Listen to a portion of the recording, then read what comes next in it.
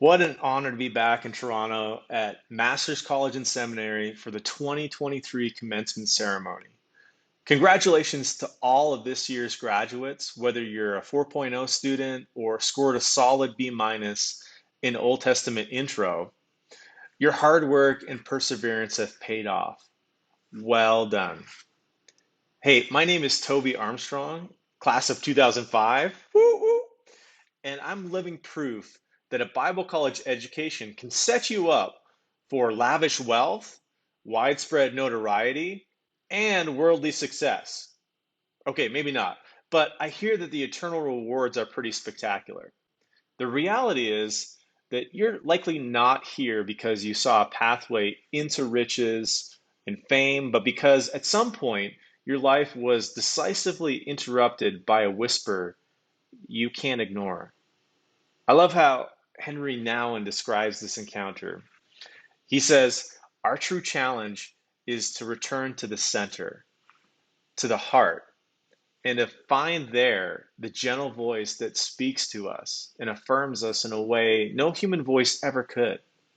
The basis of all ministry is the experience of God's unlimited and unlimiting acceptance of us as beloved children, an acceptance so full, so total, and all embracing that it sets us free from our compulsion to be seen, praised, and admired, and frees us for Christ, who leads us on the road of service.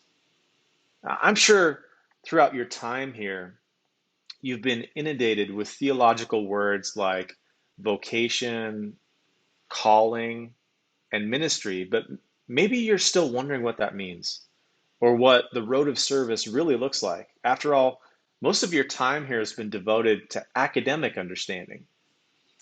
Well, let me share a quick story with you about my journey. I left Masters in 2005 and immediately found a home in student ministry. I was young, full of ideas and dreams, and I thought I was going to change the world by reaching my generation for Christ through dynamic preaching.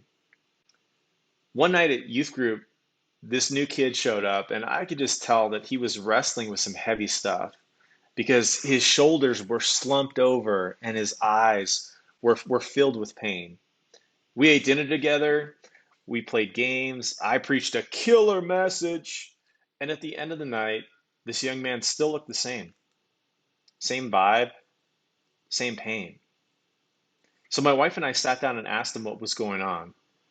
Over the next hour, he told us a story of brokenness and abuse that would make the hair on the back of your neck stand up.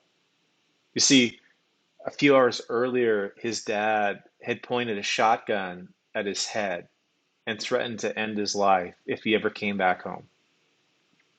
He didn't know what to do, and he had no place to go. As 20 somethings, we didn't know what to do either, but we knew we couldn't let him go back. The voice of God reverberating in our hearts wouldn't let us. So we asked him to come stay with us for a few weeks. Well, a few weeks turned into 8 years, and that young man is now family. Here's what I want you to know about ministry and what calling and vocation really looks like. I didn't preach a message that changed Austin's life. In fact, I didn't change Austin at all, really, but Austin changed me. I didn't rescue Austin.